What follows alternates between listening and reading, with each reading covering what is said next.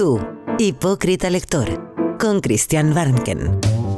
Un podcast original de Radio Pauta 100.5.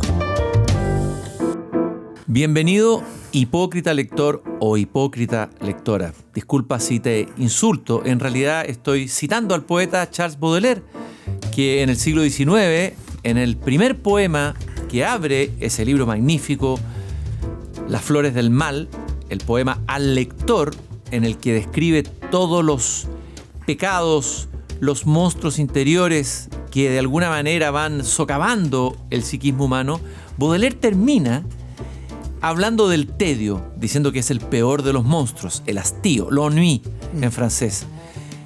Pero de pronto, inesperadamente, se da como vuelta la cabeza así y mira al lector y le dice: lector, tú bien conoces al delicado monstruo, hipócrita lector, mi prójimo, mi hermano.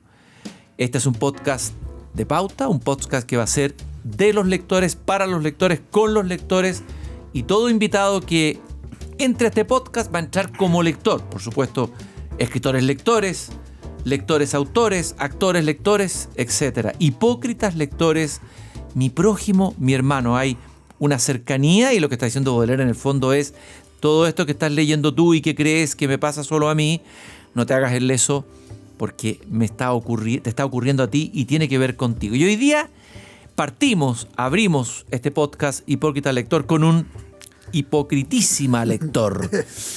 Rafael Gumucio, escritor, ustedes lo conocen, una especie de intelectual público chileno, no solamente un narrador, aunque él dice que su pasión es escribir.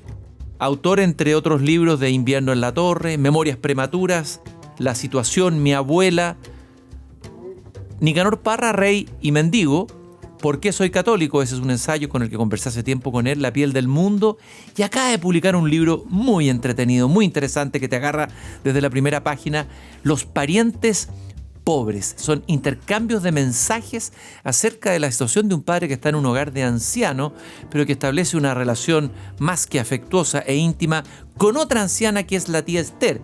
Y ahí una serie de personajes, de voces, de parientes de este padre, de hijos, etcétera, comienzan a conversar en torno a esta situación difícil de administrar. Rafael, muchas gracias por acceder a conversar conmigo esta tarde. Gracias. Sí, Baudelaire para mí siempre ha sido como una especie de maestro, así que me siento muy contento de estar bajo su patrocinio. A ver, brevemente, ¿por qué? ¿Por qué Baudelaire tu maestro?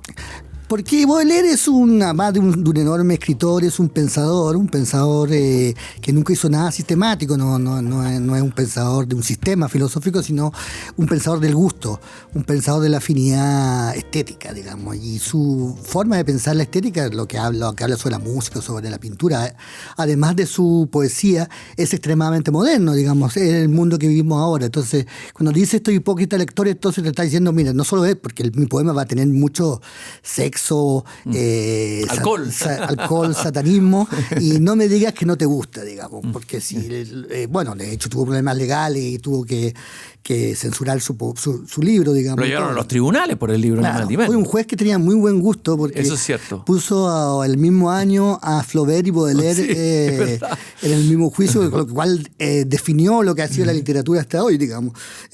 A veces hay jueces que son muy sabios, sin saberlo.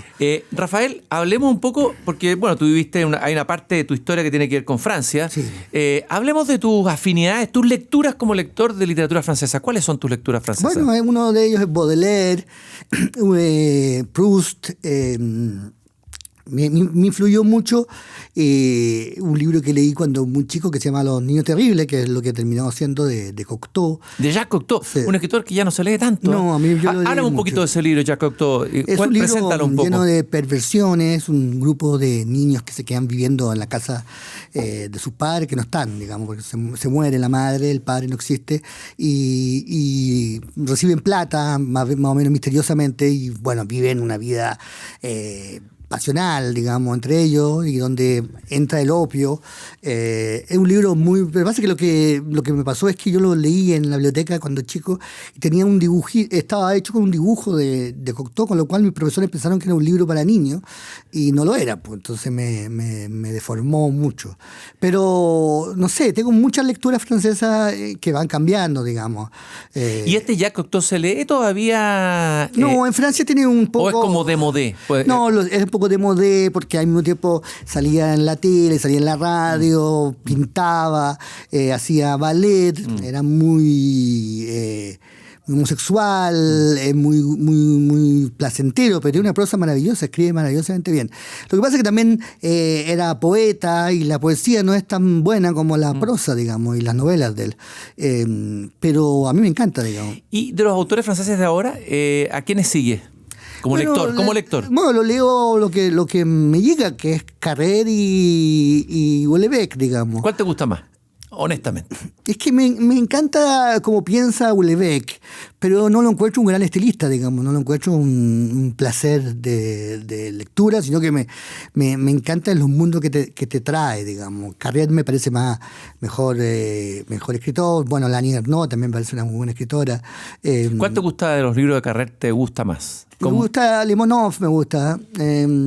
Cuéntanos un poco la historia, para el que no la ha leído. Bueno, es la historia de un ruso, digamos, una historia real, digamos, de un ruso que pasa por, un poeta ruso, que pasa por todos los cambios de la Unión Soviética, de la democracia, vive en Nueva York, entonces es una cosa muy apasionante, digamos, muy entretenida. Me gustó mucho la historia del adversario. No encontré que estuviera tan bien el libro, pero me pareció una historia maravillosa, que es un tipo que todo el tiempo finge tener una vida y al final no la tiene y quema vivo a toda su familia para en vez de decir su mentira, digamos. No conozco tan bien, digamos, la literatura francesa que se hace ahora, no me quedé un poco desactualizado. Así que Houellebecq es un provocador a un mundo donde predomina más bien lo políticamente correcto. Ha molestado mucho, se ha metido en unos berenjenales, en unos enredos más o menos. A ver, ¿pero qué rescatarías del que te acuerdas de las novelas que has leído? ¿Cuál recomendarías? No, es que yo creo que él describió muy bien un mundo que estaba ahí, y sobre todo al comienzo. Ahora ya ese mundo no solo está ahí, sino que gana elecciones, digamos. Es un mundo de personas frustradas, una burguesía muy frustrada, muy pequeña, con una obsesión por el sexo, por la escatología, digamos. Entonces, era la Francia real, digamos, que era la Francia no Boulevard Saint-Germain, digamos. Y como yo viví eso, lo conocí, me parecía maravilloso que alguien rescatara o hablara de esto, digamos. Bueno, y la falta de fe que tiene él es muy entretenida, digamos. Estaba leyendo un francés que se llama Philippe Muraille, que es como una especie de maestro de Houellebecq, que es muy divertido, no está muy traducido al castellano, digamos. Y es como alguien que se ríe mucho de esta cosa que se llama festivus, dice él, que es esta cosa que tienen los gobiernos socialistas, también acá, de hacer festivales. Los carnavales culturales. Sí, carnavales culturales. Está copiado aquí, sí. A veces él se ríe de un festival cultural que es un festival cultural que habla de otros festivales culturales, digamos. Y entonces, claro, son gente que te hace moverte, digamos. ¿Quién te inició en tu lectura? Entiendo que tu abuela te inició en la lectura, te inició como lector o te abrió caminos como lector. Bueno, en París era muy difícil no leer, digamos, todo el mundo te obligaba, pero yo lo logré, digamos. Solo leía bande dessinée, o sea, cómics, leía esas cosas. Pero igual mi mamá me tenía suscrito a un club de lectores que te traían un libro a la semana, un libro al mes. Así que tenía eso. Pero sí, mi abuela fue la que seriamente me inició en la lectura, digamos. Y sí, me hice lector. Y que más o menos sus gustos son más o menos los míos, digamos. ¿Cuáles? ¿Cuáles son los gustos de tu abuela que compartes? Era profesora de Proust, o sea, había terminado, hizo una tesis y hacía clases en la Escuela de Literatura Comparable de Chile sobre Proust, así que Proust era obligatorio.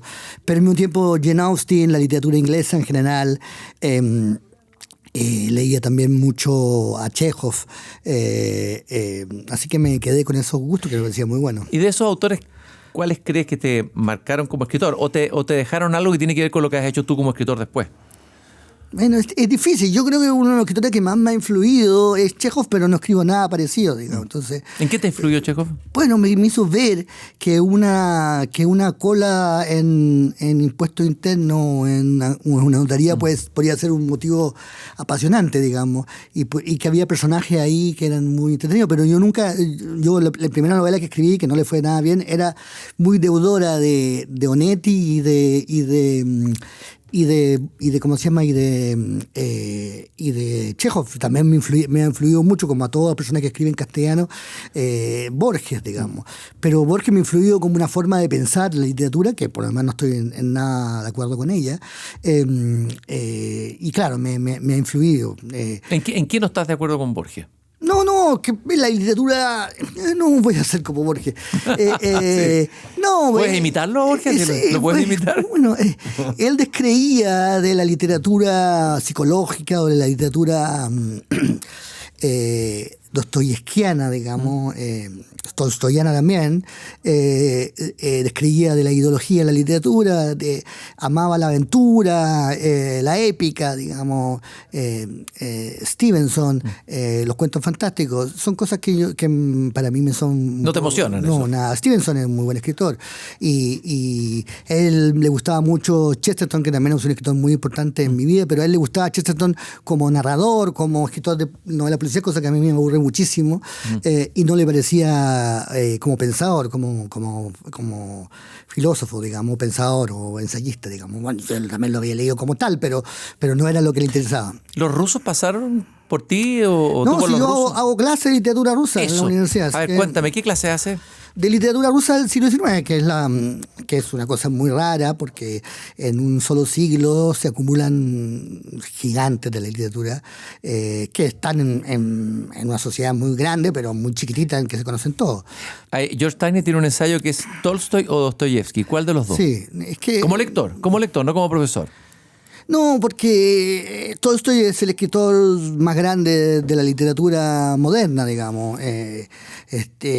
Pues el escritor que mejor ha escrito la novela realista, llevándolo a lugares que ya no son realistas, digamos. No se puede comparar como escritor con Dostoyevsky, que es un escritor bastante descuidado, folletinesco, pero sí pero desde el punto de vista de la creación de ideas o de pensamiento, Dostoyevsky era un gigante. Y a mí me gustan también muchas novelas de Dostoyevsky que son novelas cortas, como Noche de Octubre, como novelas más cortas, más poéticas. Recomiéndanos una para alguien que quiere iniciarse en Dostoyevsky. Las noches blancas se llaman, sí. Noches blancas, Sí, es muy sí, lindo. muy lindo, muy lindo. Sí. Sí, tiene ese aspecto poético que después se hundió en la... Pero claro, yo pienso... Cuando pasó todo el estallido y luego la convención, era imposible no pensar en los demonios, digamos, y entonces... Esa es la novela más política de Dostoyevsky, Claro, y fue profética. Totalmente. Porque preparó la llegada de Lenin, de Stalin, de esos personajes. Claro, entonces eso no lo tiene Tolstoy. Tolstoy son de ideas como, mira, cuando un matrimonio empieza bien, cuando un amor empieza bien, empieza legalmente, va a ser bueno, y un amor que empieza mal va a terminar mal. Esa es toda la conclusión de Ana Karenina. Uno diría 1200 páginas para llegar a esa conclusión absolutamente baladí. Es un poco mucho, pero claro, una página de Tolstoy y una página de Dostoyevsky, Tolstoy Recomiéndale a alguien que te esté escuchando que quiera iniciarse en Tolstoy, también tal vez por un texto más breve, ¿no? Tal vez La muerte de Iván Ilich. La muerte de Ilich es una... Es soberbia, sí, es impresionante. Después hay unas novelas cortas que... Hay una que se llama El billete falso que ya es cuando Dostoyevsky de tan realista se vuelve ya surrealista, porque es la historia de un billete falso que pasa por muchas manos y él es capaz, porque solo era capaz él, de en una página hacer vivir un personaje, en otra página otro, con lo cual ya tenés como 60 páginas y 60 personajes, cosa que es completamente alucinante. Se lo recomendé una vez a César Aira, logré que él leyera un libro que no conocía, que eso es una cosa que nunca sucede. Y bueno, me fascina. Y el que me fascina mucho porque la gente no lo quiere tanto o no lo conoce tanto, es Turgeniev. Maravilloso cuentista. Sí, maravilloso cuentista. Refinadísimo. Sí, y muy refinado, y bueno, como no era un extremista de ninguna especie, nadie lo pesca porque era pero también era Iván Turgeniev, hay que leerlo. Sí, hay que leerlo. Y claro, y Padre e Hijo también me ayudó mucho a entender la generación del Frente Amplio frente a los interesante. antiguos. A ver, cuéntanos, expláyate un poco sobre porque, claro, todo el problema del Padre e Hijo es que hay un padre que es un liberal, un hombre avanzado, ¿no? Y sus hijos son más avanzados, pero son nihilistas, digamos. El nihilismo en esa época, el nihilismo no es lo que uno cree, digamos. Los nihilistas son gente ultracientífica que creía que cualquier idea que no fuese científica estaba fuera, y hay un nihilista que prefiere morir antes de abdicar de su idea, digamos. Y claro, está ese diálogo entre los padres, que es un poco lo que nos pasaba a nosotros, los padres de la concertación. Claro, concertacionistas, con estos hijos que empujaban la cosa a un nivel que no existía, pero que también tenían su razón, digamos. Entonces, era muy interesante que Turgeniev hubiese entendido mucho antes lo que pasaba. ¿Cómo te ha ido con la nueva generación, justamente de tus alumnos, enseñándoles tu literatura rusa? ¿Qué pasa ahí con esos lectores de ahora? Es impresionante, porque siempre está lleno el curso, bueno, relativamente lleno, y les apasiona mucho.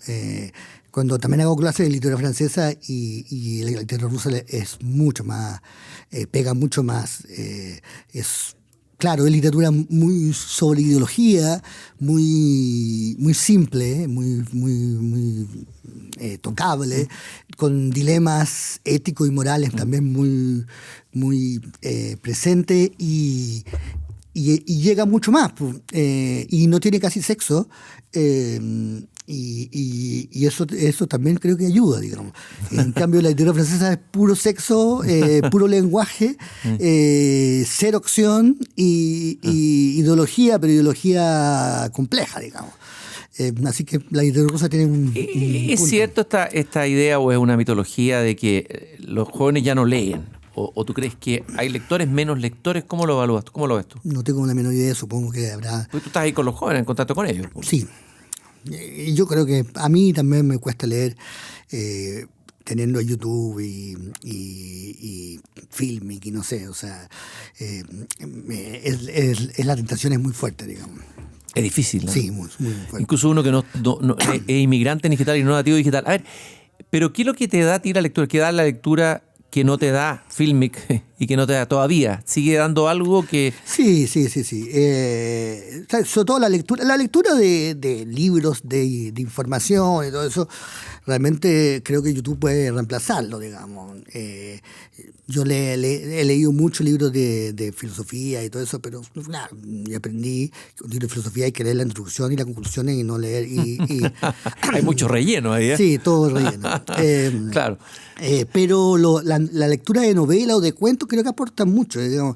Es primero un gran apaciguador mental, porque realmente hay un momento en que tu cabeza no está funcionando en el mundo creado y no en el mundo tuyo. Y luego por eso te tranquiliza, te hace escuchar otras voces, te obliga a agacharte frente a un narrador que te obliga a decir, no, esto ya soy yo el que mando aquí. Y creo que es un ejercicio de humildad, pero que uno agradece mucho, digamos. ¿A qué horas lees? Tú cuéntanos tu intimidad de lector. ¿Lees en la noche, en la mañana, en la tarde? ¿Cuáles son tus horas? ¿Y cómo lees? Yo leo como Pinochet, 15 minutos antes de dormir. Era gran lector Pinochet. Sí. No, 15 minutos antes de dormir es harto. No, leo mucho en el transporte público. Ese es mi lugar de lectura. Y vivo relativamente lejos de la universidad, con lo cual puedo leer a mi ancha en ese... ¿Cómo un lector, como tú, eras un lector voraz cuando niño, cuando joven? ¿O después fuiste lector cuando voraz? niño no, pero en la adolescencia sí. Ya.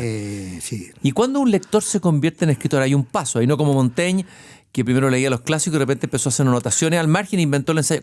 ¿En qué momento ocurre eso? ¿Cómo te ocurre? Yo inconfesablemente siempre he querido ser escritor antes de que lector, digamos. Es decir, yo elegí ser escritor, yo sé que esto no habla bien de mí, pero yo decidí ser escritor porque vi que el tipo de personas que eran escritores, yo veía Pivot en la televisión. Bernard Pivot, el gran entrevistador. Claro, entonces veía y dije, esta gente despeinada, más o menos borracha o más o menos desordenada, digamos, que igual la gente respeta, trata bien y se visten más o menos manchados.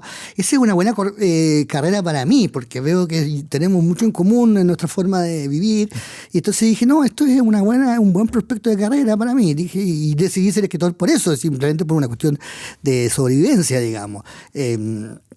Porque lo otro podría haber sido líder de rock, pero eso dura muy poco tiempo. Entonces veía gente vieja, y no sé, vi a Simenon, a Nabokov, a Bukowski. Eso es impresionante, la cantidad de personajes que desfilaron en esos programas de Pivot. Claro. Hasta Solzhenitsyn, no sé, personajes de ese. Claro, pero para mí Michel Foucault era alguien que salía en la tele. O sea, para mí Michel Foucault era como Francisco para otra gente, digamos.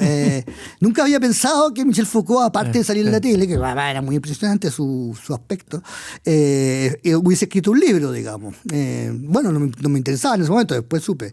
Pero igual cuando llega alguien y me habla de Foucault y todo eso, digo, y es experto en Foucault, digo, sí, pero yo lo conozco más porque fue un habitante de mi infancia. Tengo aquí en tus manos Los parientes pobres, tu último libro, ¿no? Decíamos recién que es un intercambio de mensajes entre 11 hermanos acerca de un padre complicado, difícil de administrar en un hogar de ancianos, con una tía, no vamos a contar todo el argumento. Lo curioso es que es un libro escrito a través de mensajes. Yo cuando vi que estaba construido así, dije, qué riesgoso, esto puede ser una lata. Y no, es un libro que de verdad te agarra desde el comienzo, que te hace reír, que te hace entrar en los personajes y van pasando cosas a medida que tú vas leyendo, que va mucho más allá de la anécdota de la historia de este padre con esta tía en este hogar de ancianos. A ver, ¿qué lecturas o qué autores te sirvieron, o a lo mejor es inconsciente, evidentemente, pero te sirvieron para construir este libro también? Bueno, es que el parentesco con Donoso era bien visible, digamos, por los mundos y por los personajes. Así que, José Donoso. Sí. ¿Ese es un escritor que te fascina? No me fascina, me gusta mucho y siento que nadie le dio la vuelta a las obsesiones de la literatura chilena como lo hizo él, digamos. O sea, creo que hay un punto final ahí. Pero sí me influyó, creo que los escritores del boom, más que como escritores, que también me influyeron mucho, también me influyeron en esta misma cosa snob de tipo de carrera, digamos, de tipo de vida, digamos. Entonces, hay una influencia de todo, del boom en mi libro, y hay una influencia de los escritores. Yo creo que hay una influencia, yo no me di cuenta, pero un amigo mío me dijo, oye, se parece mucho a Puig. A Manuel Puig. Sí, que es un escritor que ¿Este se parece más a Manuel Puig u otros? Este particularmente. Este particularmente porque la novela de Puig está construido de collage de voces y de voces de personas. Que se van contando películas. Claro, que van contando películas. Es un tremendo escritor, era considerado antes como escritor serie B es un tremendo escritor. Es un tremendo escritor. El beso de la mujer araña. Sí. Es una película después. Y después la traición de Rita Hayworth y Boquitas Pintadas. Maldición eterna quien lea estas páginas. Sí, también, ese título. Sí, maravilloso. Bueno.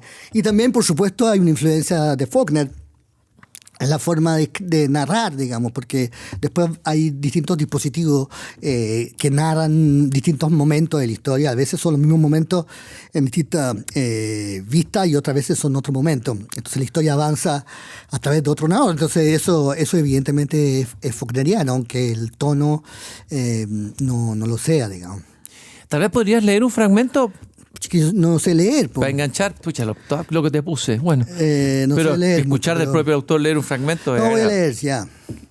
No sé quién sentó al abuelo ahí, al lado del ventanal grande que da al jardín.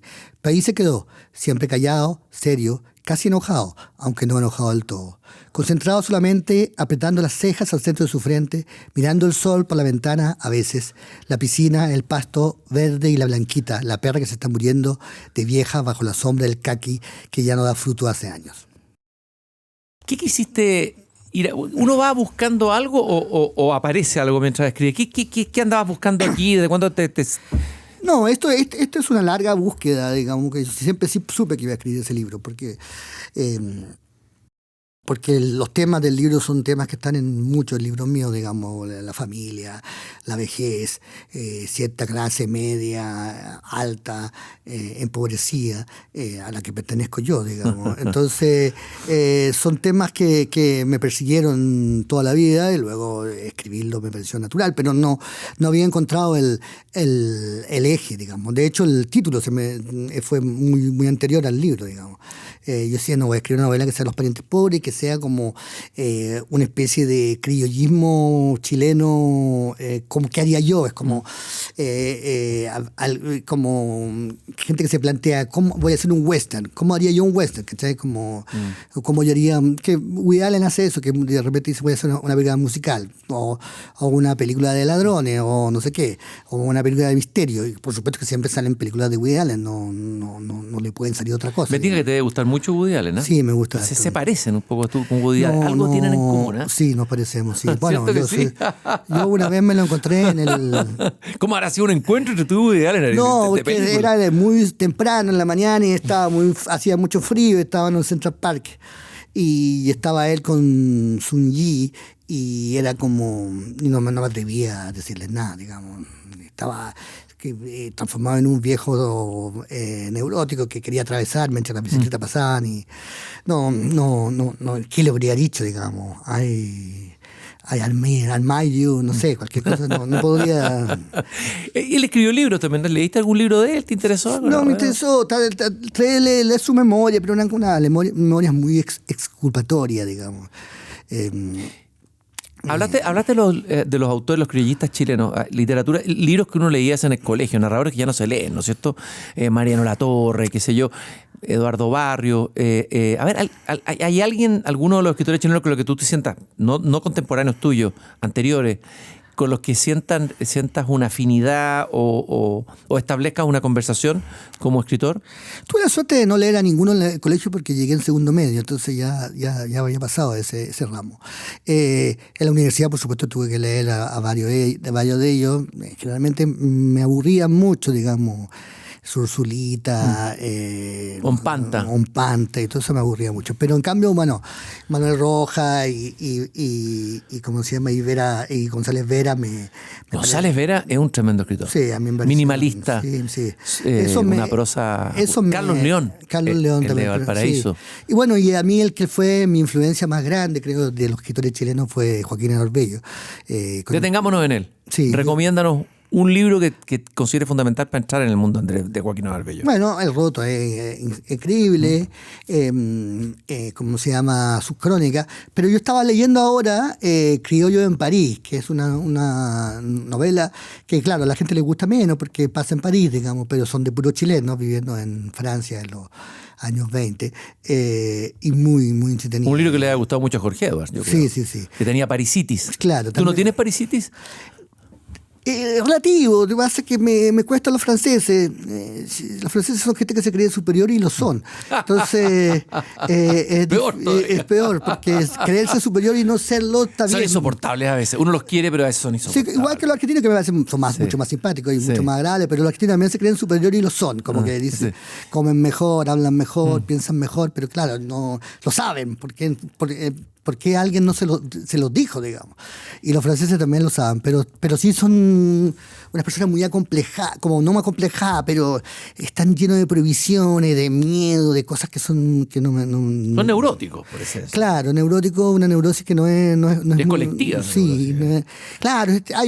Yo viví el shock petrolero, digamos, y desde entonces están en un estado de depresión y de enojo, como siguen sin recuperarse haber perdido Argelia, digamos. Entonces, bueno, ya pasó harto tiempo, digamos.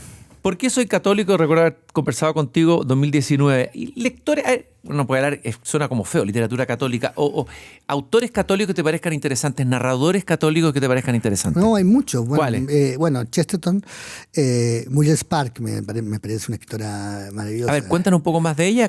La conozco, la he leído menos. Muriel Spark es una escritora, escocesa, católica, que escribe novelas muy cómicas, muy divertidas. Muchas novelas son como de internado femenino o de mujeres solas que viven en pensiones. tienen siempre un ingrediente un poco de misterio. Hay una novela maravillosa que se llama Memento Mori. Lo publica, es difícil de encontrar porque lo publica la bestia equilátera en Buenos Aires. Pero es una escritora muy divertida y muy maravillosa. Es hiper recomendable. ¿Y Graham Greene? También me encanta, sí. ¿Cuál novela de Graham Greene recomienda? Bueno, a mí me gusta mucho una que se llama El fin del romance, que hicieron película. El fin de la aventura, lo sí, El fin de la aventura, que me parece una novela espectacular. También me gustó mucho Nuestro hombre en La Habana. El americano impasible. El americano impasible es soberbia. Imposible que ser mejor novela, digamos. No, a mí me encanta él también. No, sí, hay un grupo nutrido a mí también me gusta Mauriac, que es un poeta que François Mauriac. Sí, un escritor que nadie lee, digamos. Nido de ratas. Nido de ratas. Sí. A mí nadie lo lee porque, bueno... Pero es un gran escritor. Es un gran escritor. Bernardos también, como... ¿Cachai? Georges Bernanos. Sí, pero esos escritores católicos que nadie lee, yo los leo a veces. ¿Julian Greene? No me costó, no entré. Pero es buenísimo también. Pero no entré. En los últimos minutos que nos quedan, hipócrita lector, Rafael Gumucio está aquí como hipócrita lector, además de... Como hipócrita, ¿no? Como hipócrita, ya. A ver, ¿cuál es el libro que tú... Hay libros que uno relee a través de los años. ¿Cuál libro estarías dispuesto a releer hasta el resto de tu vida? Releerlo una y otra vez. Esos libros que siguen dando... siguen entregando a pesar de que uno los lee, los relee. Y en el contrario, Nabokov decía que releer es un acto esencial, porque es acariciar los detalles, ¿no es cierto? ¿Qué libro te gustaría acariciar permanentemente? Bueno, yo creo que Las flores del mal sería una El Flor del Mal, el poemario. Sí, o los libros, digamos, El arte romántico y el libro de El Spleen en París, o como se llama, el de los poemas en prosa, digamos. El Spleen en París, el Spleen de París. Sí, eso me lo volvería a leer. Claro, yo volvería a leer más poesía que novela, porque ya me sé la trama. Nicanor Parra, bueno, Enrique Lin, son personas esenciales. Pablo Neruda, digamos. Cuando yo estoy buscando para una novela, cuando me estoy buscando como empapar en el lenguaje, no sé, leo a Eliot, o leo a Parra, o leo a Lin, y eso me hace sentir mucho Neruda. Estoy hablando de todos los funados, pero Neruda. Pero a mí Neruda me pone en un estado, bueno, y Vallejos también. Neruda no haría esperado eso de ti, fíjate. No, yo tampoco. Pero ¿en qué estado te coloca Neruda? Cuéntame. Es que tiene ese empuje lingüístico, esas búsquedas, esos encuentros lingüísticos, esos encuentros metafóricos, que me hace sentirme muy inspirado, digamos. ¿Te sabes algún poema de memoria de él? No me sé nada. ¿Algún verso, algún poema en particular? No, pero bueno, Walking Around. Sucede que me canso de ser hombre. Sí, el tango del viudo. Y leí, no sé quién, creo que era Arturo Fontena, algo así, que decía que estaba muy inspirado en Proust. Arturo Fontena lo dice en un artículo, efectivamente. Que Neruda leía mucho Proust. Y es cierto que los dos tienen ese lenguaje que llega a asociaciones absolutamente inesperadas, contrarias y ebullicentes, digamos, que te hablan directamente al subconsciente. Entonces, hay un poema, por ejemplo, Galope Muerto, que no habla de nada. Si tú haces un análisis de qué habla este poema, no habla de un galope muerto, digamos. Como cenizas, como mares poblándose. Exacto. Y cada verso es como una metáfora de algo que no es como. Yo digo, este micrófono es como, pero esto es como si yo pongo solo la metáfora de algo y no hay nada detrás, digamos. Claro, detrás. Entonces digo que eso es una proeza. Es que el ritmo que tiene también, ¿eh? Claro, la poesía. Eso me inspira mucho, me hace sentir como, chuta, aquí hay un lenguaje. ¿Te hace caer en trance, así como? Un poco, sí. Un trance poético. No soy nada... Estoy muy sorprendido. No soy nada adicto al personaje, que tampoco me cae mal, pero... ¿Y qué te parece esto de que Neruda, en España incluso hay un movimiento que quiso colocarlo como en la lista de lecturas vedadas, como que había que sacarlo de los programas escolares por algunas cosas de su biografía. Son cosas que contó él, además.